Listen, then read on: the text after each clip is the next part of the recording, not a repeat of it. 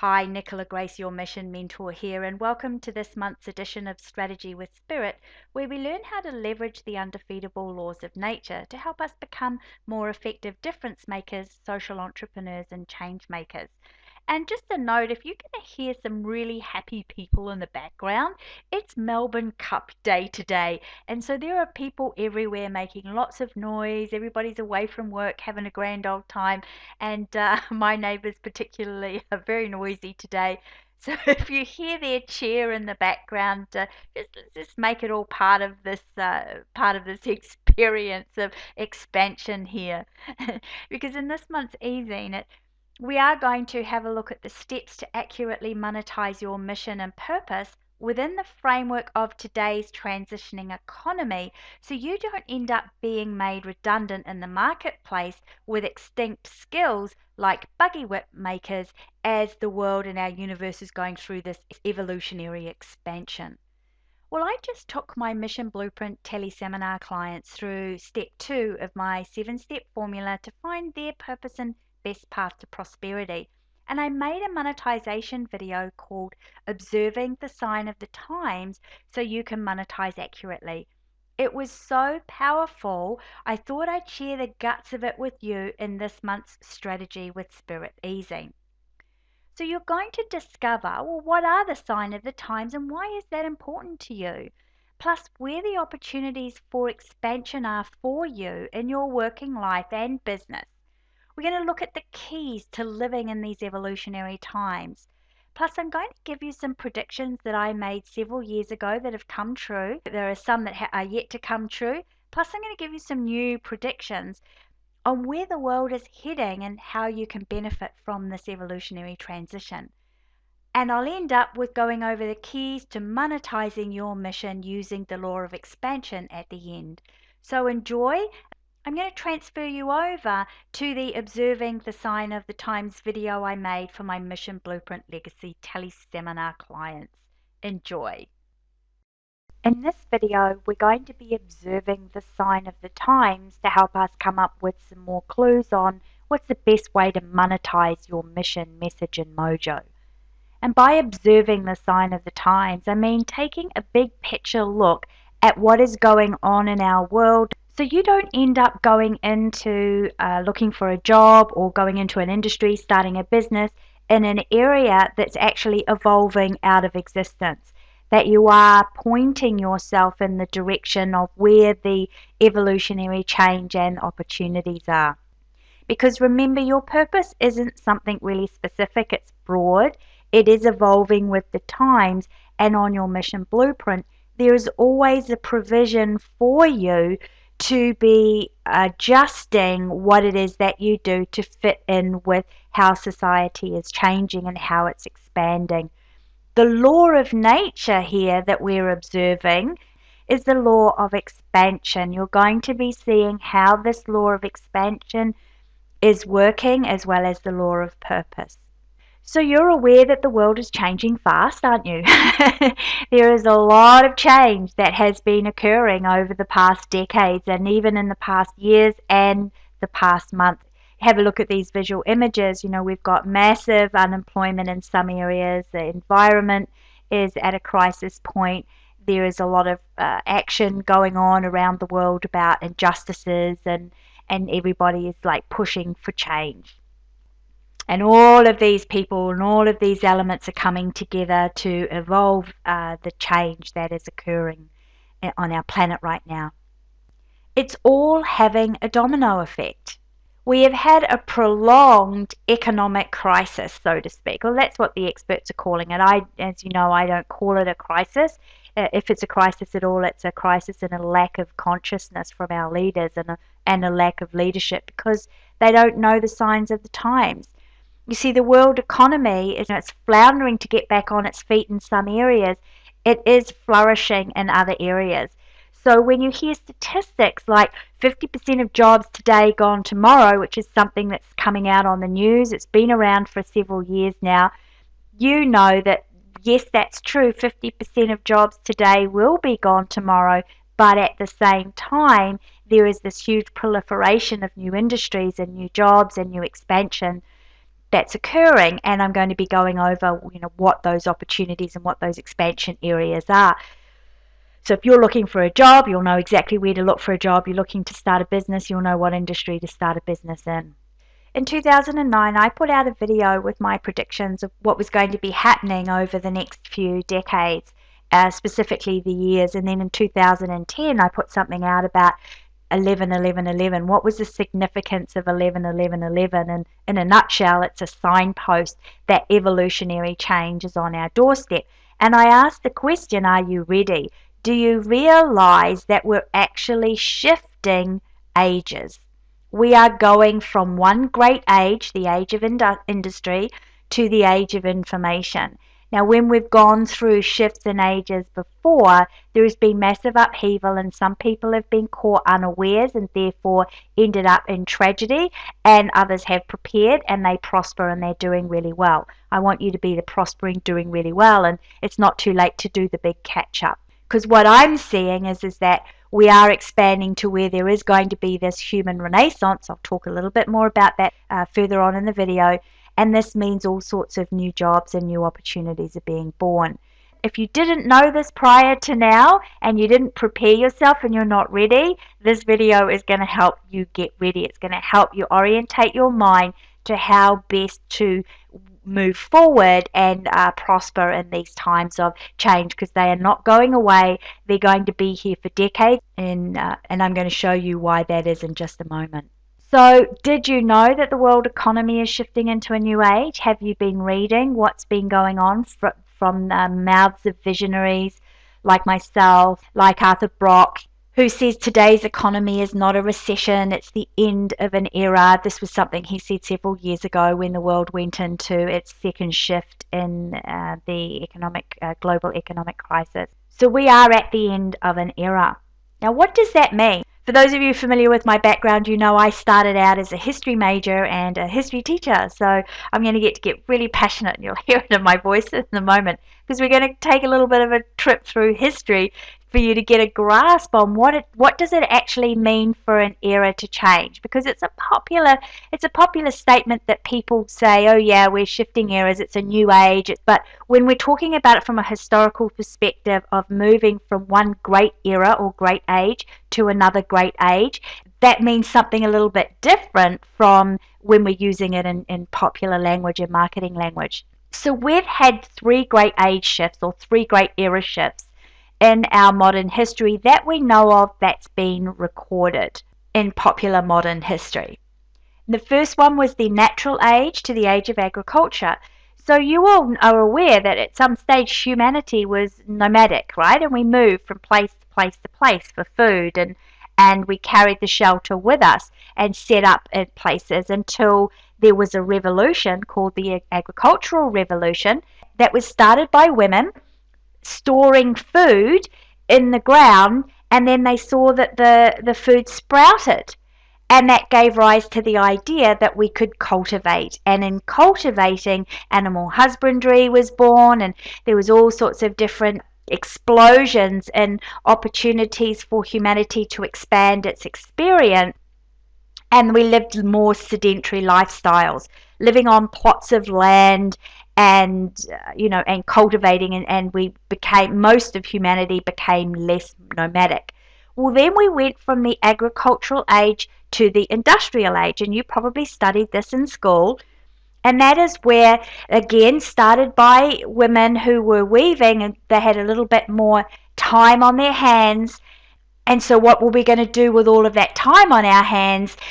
The loom was invented for them to weave more, and that gave rise to the mechanicalization of the textile industry, which then gave rise to mechanicalizing a lot of things. Mechanizing, excuse me, I don't think mechanicalizing is a word. Mechanizing, and that led to the motor car, that led to industry, and then that led to the industrial age, which we've been living in for the past century. And then came the transistor radio. And the transistor radio, I believe, was a male that invented that one. We can't attribute the next revolution to just women this time. And then we had the microchip, and then we had the birth of the internet, the digital age, and that all has brought us into what we're shifting into now, and that is the information age. So what happens before each age shifts is that you get change precursors. This means that there are indicators in society that change is on its way. That change then becomes a revolution. Then there is upheaval, and then there is a new economy that gets built because of that upheaval and the adjustment to the huge changes that are coming forward. Now let's have a look at how that's looked in history.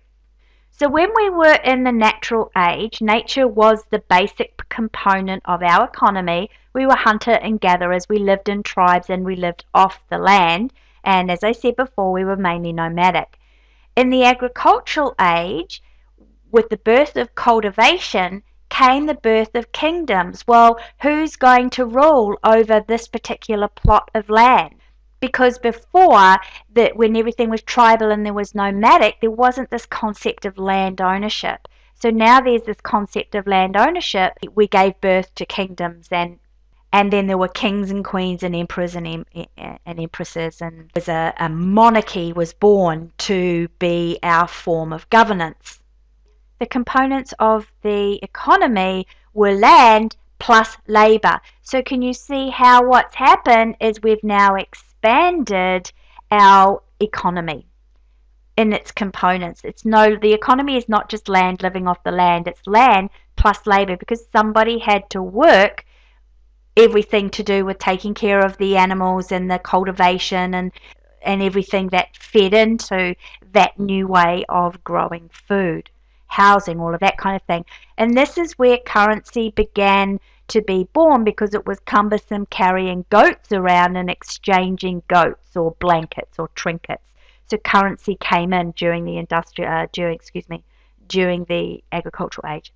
So we had expansion again in the industrial age with the age of mechanics, where everything began to be mechanized, and out of that grew governments.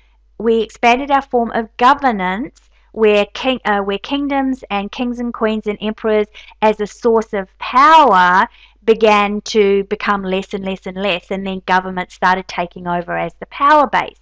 Then our economy expands and we get land, labor, but now we have capital, because capital's needed to invest in buying all of these machines or research and development, opening up factories, and investing in housing and what have you. And out of that, we then had the birth of the new banking system and the stock market. So again, our economy has expanded to include the change that was happening. Now, in the information age, with the computerization, digitization of everything, we're right at the brink of coming into that age. So we haven't seen yet the expansion of governance.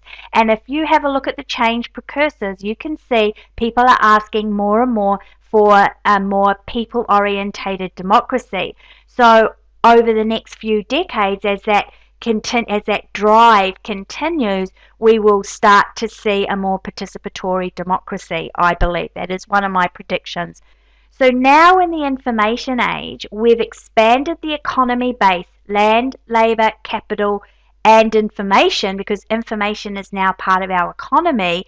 But what we haven't done is expanded the monetary system, or the way that currency flows, as we've done with every age change. And that is precisely why we have a prolonged, ongoing recession or economic crisis, where governments are having to, raise the debt ceiling instead of, raising the production level, which is kind of the obvious thing to do in the age of information. But anyway, if I ruled the world, right? If you and I ruled the world, it'd be very different.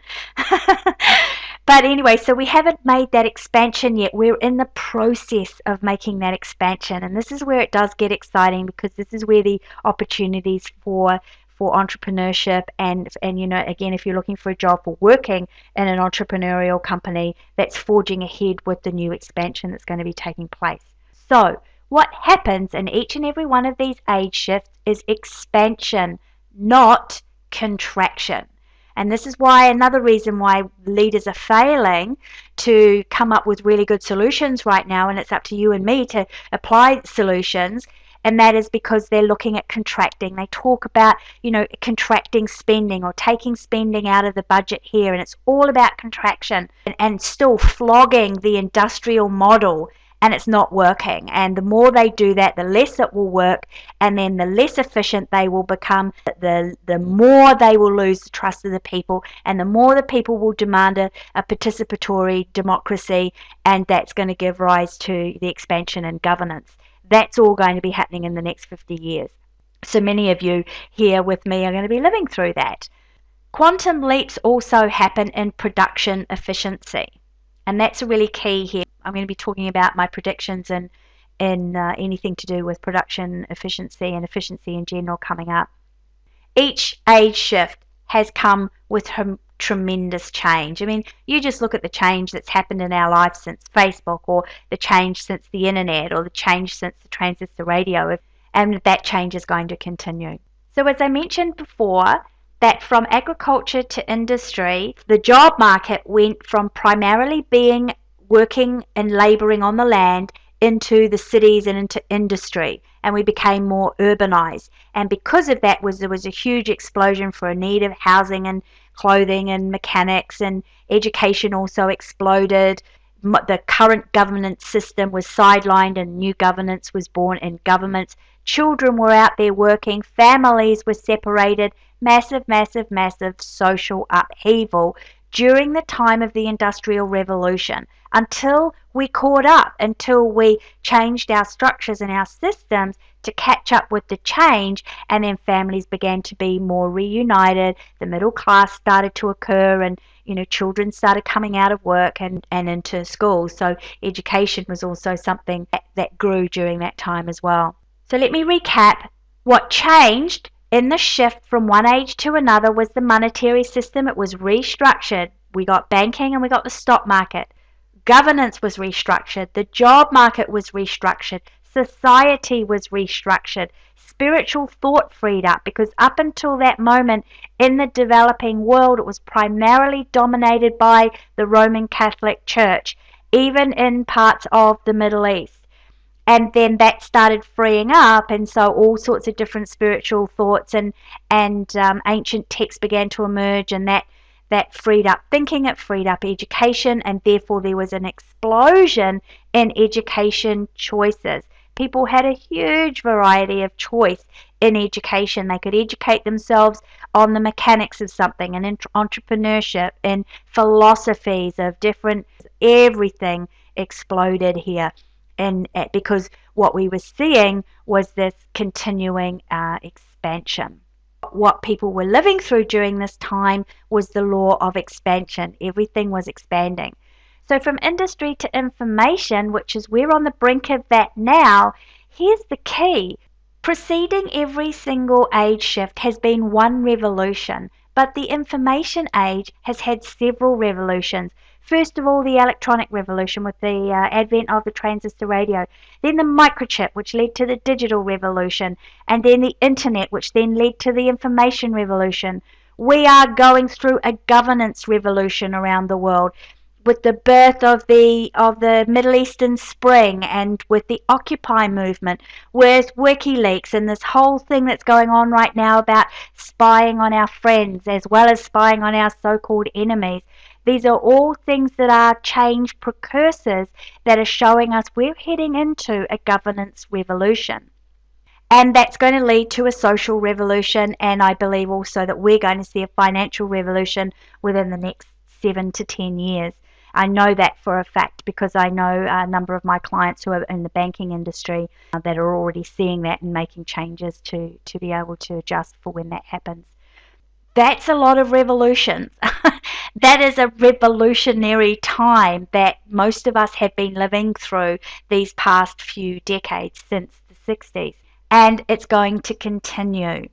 So what you're going to see happening, which has already begun to happen as we shift into this information age, we've come out of the information revolution, and the age is where things solidify and things restructure. That restructuring hasn't taken place in a large form yet. It is about to, though, because it has to accommodate this huge shift that's happening.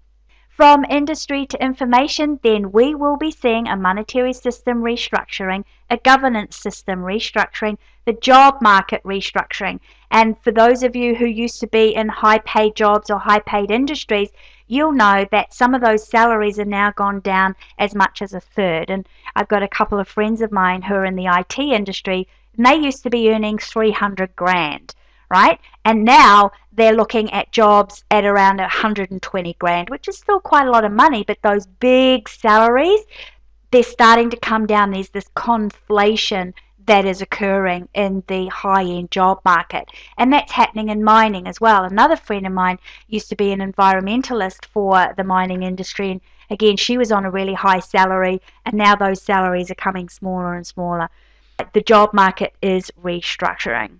And then that is meaning society is restructuring. I mean, already, just as the change from agriculture to industry, families were being split up, I know of many clients coming to me where their husband or their wife is living overseas, working overseas, and commuting back home, or they're having to live apart for a while in a different state, even a different country sometimes, because they've had to for economic reasons. So society is restructuring. We're also seeing that, with the huge growth in countries adopting same-sex marriages, and we're starting to question, what is the family, what is marriage. This is all part of a restructuring that is going on.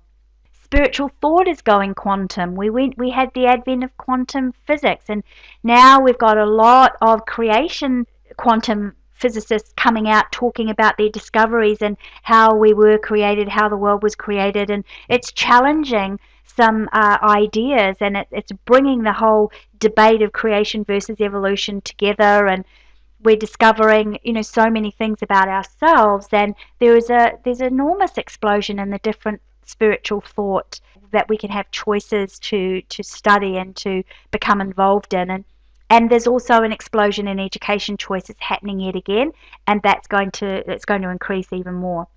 Now, on the right hand side of this slide, I want you to consider these numbers here. Natural economics was around about 100,000 years.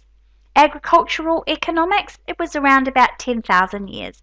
The industrial economics, by the time the industrial model of economics came in, it's just over 100 years. Now, the information economics, how many years do you think that is? We haven't even come into the restructuring of our economy to include information yet. When it comes in, how long do you think it's going to last? Can you see how successively there's been a zero dropped? But in the case of, from agriculture to industry, 2 zeros were dropped. So, how many years have we got? Not a lot. And so I'm letting you know we've got massive change that's going to continue to occur, and in our lifetime it's quite feasible that we're going to jump from one age to another super quick, right? So you do need to get ready, otherwise you will end up in the unemployment line or the bankruptcy line. And I'm not saying that to scaremonger you, I'm saying that to encourage you to get excited about all of the different education choices that are out there for you into this new world where all the wealth and the prosperity and the excitement is, because it's a much more exciting world than the industrial age, which was an age of exploitation. So, good segue into where do you fit in? Do you fit into the tent city that's happening? Do you fit into getting left behind? Do you fit into the unemployment line? I mean, or are you fitting into the prosperity that's happening? Because what we're being asked to do here is to change or become extinct. Right? It's as simple as that.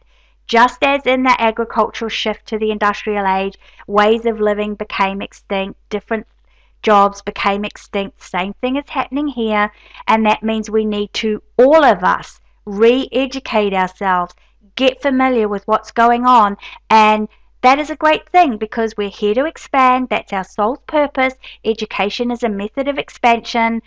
And so, like I'm really encouraging everybody to do your research and get out there and get re-educated. And I don't necessarily mean going back to university, because they're a bit behind the times in some areas, but certainly, there are a lot of different options in education these days. One of the things I teach my Mission Blueprint clients and participants is that your soul has a plan, and it's in your Mission Blueprint on what that plan is and how it's going to help you come into this new world without being made extinct, where you get to do what you love and where you get to prosper. And this is one of the reasons why there's a huge explosion right now in people teaching about life purpose, and people seeking what their life purpose is, where life has greater meaning. It's purposeful. It's part of this evolutionary shift and the societal restructuring that's going on.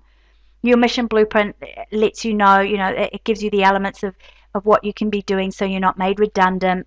It's also the plan. If you've just done my latest free training series, the 7 steps to clarify your purpose and best path to prosperity, you'll know that your Mission Blueprint, I believe, is how humanity is going to be expanding into and changing the world into something a lot more positive.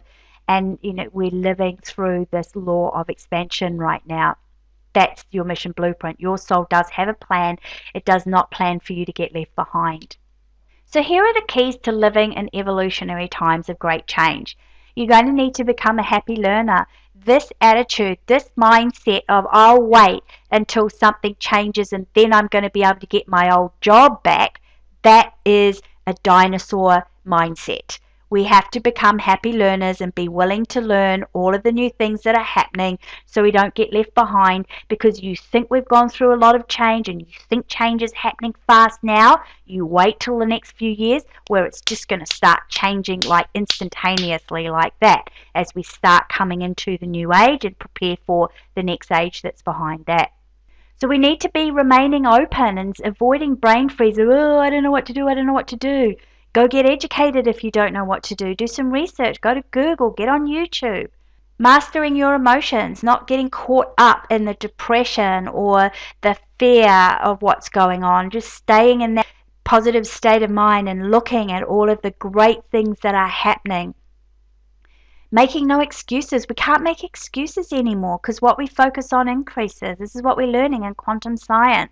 Keeping up our education, increasing our network, because your network is your net worth, right?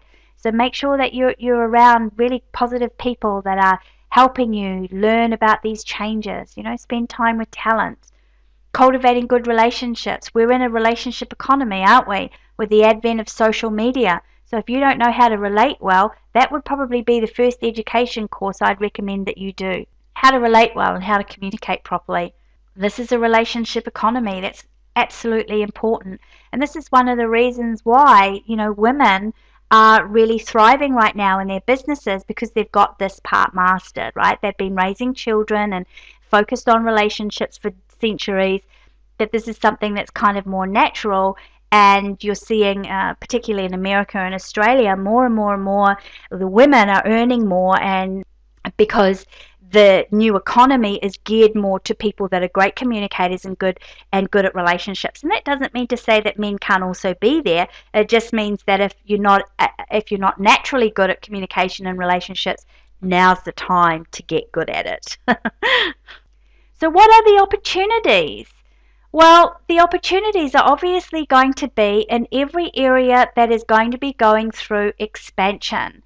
We're expanding the monetary system. We'll be expanding governance before long. And by expanding governance, I don't mean we're going to be expanding regulators or expanding the size of government. I mean we're expanding our concept of governance to include a more people participatory democracy. And what's that going to need? That's going to need people, it's going to need educators, consultants, it's going to need machinery, it's going to need systems, everything that goes with expansion. It's the same with the expansion in the job market. If you're in human resources, you're going to really need to want to do some research in the areas of growth here and how you can grow, what you're doing within, and instead of waiting for industries that you've been working in that are going to become dinosaurs coming back into fruition. You've got to really start expanding your reach. Same with expansion in society. There's a population explosion going on, and that's another thing that's happened. In every great age shift, there has been an expansion of population. It's exploded. We've had huge population explosion from the nomadic lifestyle to the agricultural lifestyle, and then we had another explosion when we went into the industrial age. We are going through another explosion right now. Let me have you get to grips with that. I'm going to go over to the world clock, so just give me a moment. So I want you to have a look right in the middle under the stats column here of this website, down where it's got births this year, deaths this year. See, the births are at over 107 million, and below, the deaths are only at 30 million. Now have a look at how fast spirits, souls are coming into this world. Look at how fast that's going, and look at how slow the death rate is. Right? This is just get to grips with what world we're going to be living in. Right? So I've done a lot of talking about population explosion and how we don't need to control this, because there's a bigger picture. These are souls that are coming in to a time where they're going to be driving us into a totally new era, and yet another great age change, and they're all coming and wanting to be a part of that. And so they're all going to need to be fed, educated, energy is going to be needed, housing is going to be needed. So our systems will be forced to change to accommodate this great big huge explosion. And I know that there are people who believe we need to control the population and cull it, and they're actively purporting these kind of methods. But that's what happened during the industrial age as well. There were people that saying, "Oh, we've got to control the population," and they failed. They were very unsuccessful at that. It did not happen. So, and you'll see that this is going to happen again. So we are going to be forced, and I think that's probably what the purpose of this expansion is. It's forcing us to change our systems and change the way we do things so that we can accommodate a larger population and everybody can prosper.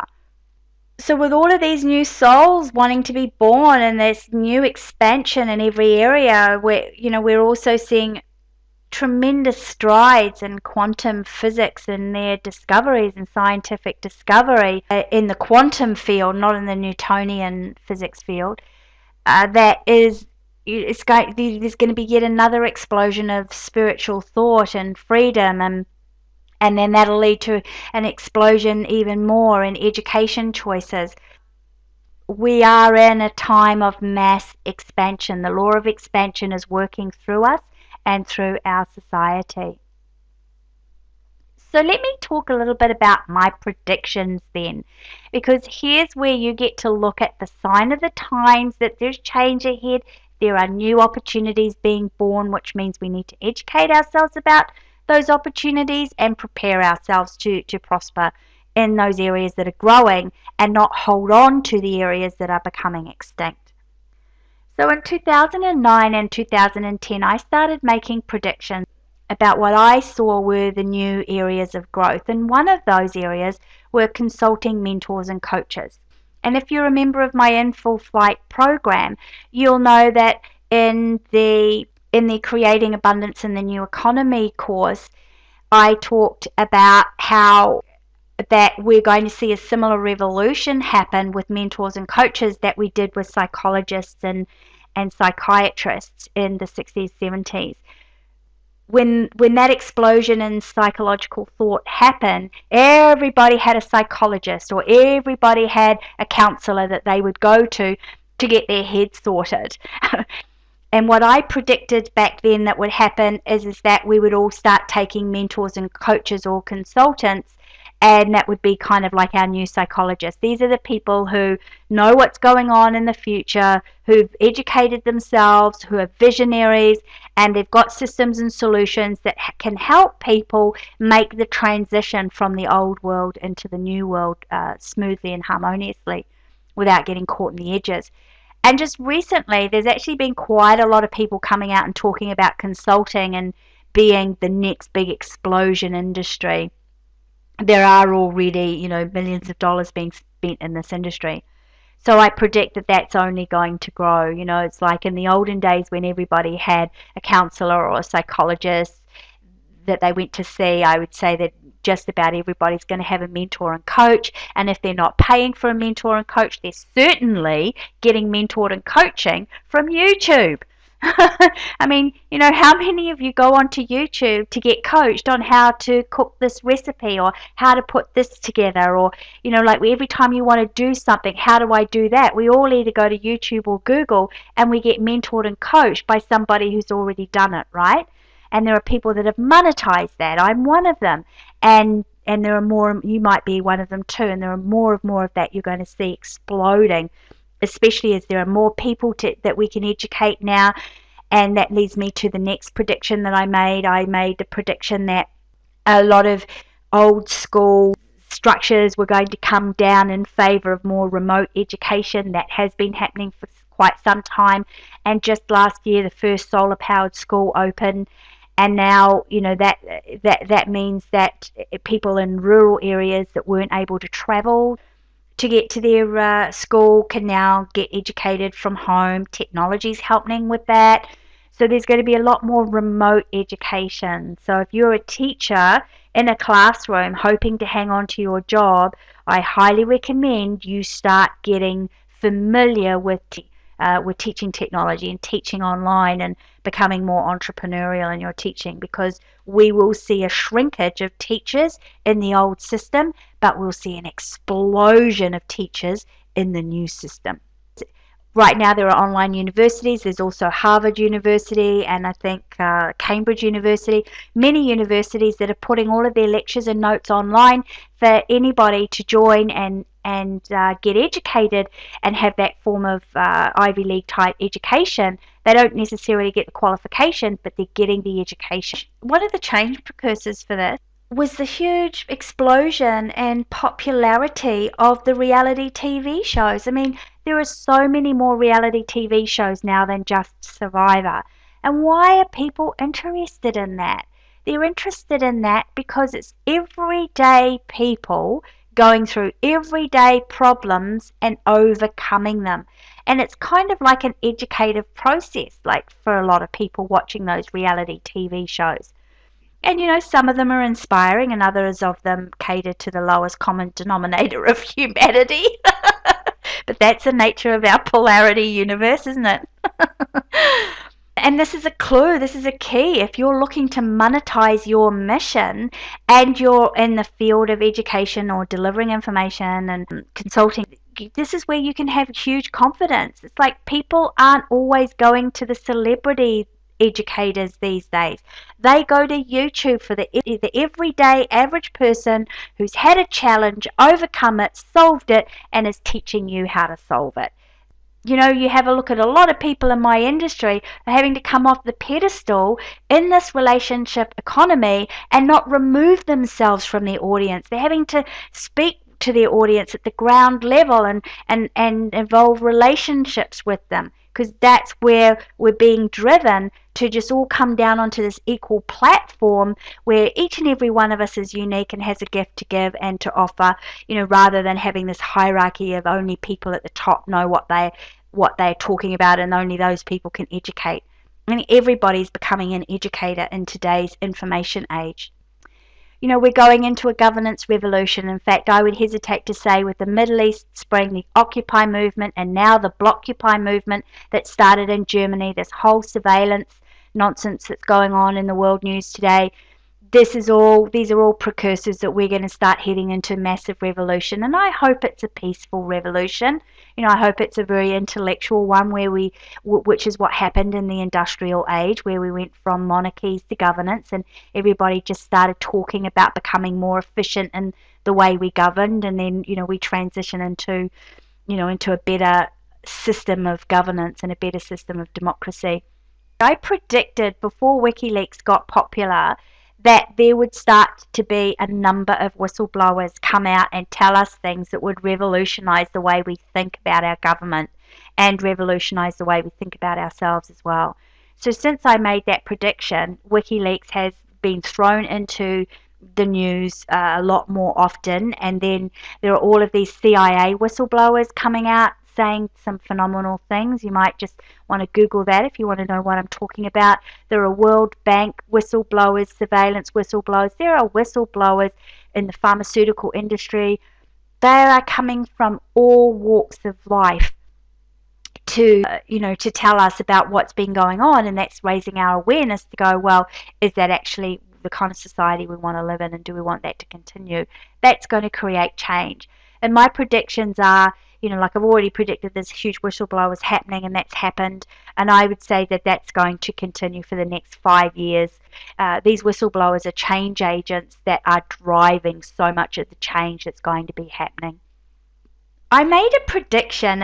I don't think this has come true yet, but I made a prediction back in 2010 that the people that would invent fast ways of relieving stress and products that relieve stress were going to become the next millionaires overnight, the next overnight millionaires, especially people who would give us the office chair that made us lose weight. Because that, like, the world's putting on weight and we've become more sedentary in this information age. We're in front of the computers a lot more often. Our jobs are more sedentary. So the person that invents the stress relieving, massaging, weight reduction office chair, that could be you, I think is going to become the next overnight millionaire, like Amazon. But seriously, what's just happened in the last year is this whole idea of work-life balance in the consulting industry that's starting to come out. You're starting to see a lot of growth in that area. I think that the day spa will come back into popularity as well. Weekends away, where stress reduction, because of this overwhelm of information and overwhelm of technology and overwhelm of change, it does start to take a toll on us. That is going to necessitate that we turn to stress releasing products and different gadgets and gizmos and programs that are very fast in helping us come back to our center so that we can cope. Otherwise, we'll all end up going off the deep end, and we don't want to see that happen. So also I made a prediction that there was going to be a huge human renaissance, and I'm seeing this in a number of artists that I've got coming to me. I'm seeing, as I'm looking into their futures and looking at what their personal missions are, there is going to be an explosion of multimedia art that's already begun to happen. Also, I think we're going to understand, because of the huge stresses of the information age, we're going to understand the role that art and creative people play in our society and how important it is, how extremely important it is to stress relief. And so I think the arts and the entertainment industries will all see their explosion, especially if they're geared towards relieving stress fast instead of pumping up the adrenaline like the violent and adventure movies do. The opposite is so. It's like we're going to want to have moments of respite, and I think the art and entertainment industry is a huge growth area that we will begin to see some really fantastic things come out of. And I think we'll value our artists more. I made a prediction also, and this hasn't happened yet, I made a prediction that as we advance into our scientific discoveries, there will be some kind of a breakthrough in understanding the role that art, entertainment and creativity plays on our brain and the function of our brain, as well as, like a lot of us already know that it does help us with our learning. But this will become mainstream idea, and so art then will become a really important factor in the education system as well. Well, for those of you who've just recently come through my training, 7 Steps to Clarify Your Purpose and Best Path to Prosperity, you'll know that step number 2 in those 7 steps is to locate your mission, message, mojo, and niche. So now what we're doing is we're taking your mission, your message, your mojo, which will have also shaken loose what your niche is. We're going to take your soul's primary expression modalities. These are methods of expression that your soul's incarnated to expand through. That gives us the direction of your monetization. We've just familiarized ourselves with the sign of the times. We know we're in revolutionary times of change. And now we monetize. And how we do that is, first of all, we've got to research. If things are changing and we don't know what those changes are going to be, then we need to be researching with visionaries like either myself or Arthur Brock, many other visionaries out there who are making predictions or who are reading change precursors and giving us clues as to where we're headed. We need to know about that, because just like in the industrial age, when we didn't know the motor car was coming along, somebody did, right? So if the people who were manufacturing buggy whips and buggies were doing their research, they would know that their business was about to become extinct, and they wouldn't have gone bankrupt and they wouldn't have got caught up, because they could have adapted and changed and then started developing new products for the new industries that were being born. Super important. You have to be researching, keeping up on mailing lists of certain visionaries or people that keep you abreast. And I know that we all get a lot of email, but I don't unsubscribe from anybody's emails these days. I keep them all in a folder. I read their headings, and so because I want to keep up, I don't want to be left behind. I want to know what's going on, and I don't read all of them word for word, but I get the gist of what's going on, and that keeps me updated. You want to be working with my formula to create something that will make the world awesome, which is applying the law of nature to yourself. And again, if you've been to missionblueprinttellyseminar.com and signed up for my free training, there's a mentoring session with me helping you through the first step in that journey. And then you want to list all of the ways that you can make money expressing your modalities. So it's really important to know what those soul primary expression modalities are. List all the ways that you can monetize. Create the pathway forward and pinpoint your starting point. We need to know where you're going to start. Otherwise, you're going to get overwhelmed and you'll trip over. So there you have it, my video on observing the sign of the times. And I hope you feel excited, and you should feel excited, because there's a huge amount of freedom coming our way. There's an explosion coming our way of possibilities and choices and opportunities. The world isn't shrinking, even though our media and our governments might like it to. They're called leukocytes, right? People who tried to stop the huge tide of change. They were unsuccessful during the Industrial Revolution. They were unsuccessful during the Agricultural Revolution. They will be unsuccessful during this information revolution going into the information age. That you can't stop the forces of nature. Man is not that powerful. So be of good cheer. Well, as you may know, I'm on a mission to transform the world by creating highly effective difference makers, change makers, social entrepreneurs on purpose, in prosperity, and making a big difference. And now you know why, right? This is my mission, and you can see that this is the time for me to be doing what I'm doing. But I truly believe that the more of us that are making money by making a difference, the faster and more efficiently this revolutionary and transformational period in human history will be. And I hope you choose to join me to achieve that harmonious transition. If you'd like to work with me on locating your mission, message, and mojo, and making sure you're accurately monetized for these evolutionary decades ahead of us, you'll see 3 options on how that you can do that below this video and learn a little bit more about me.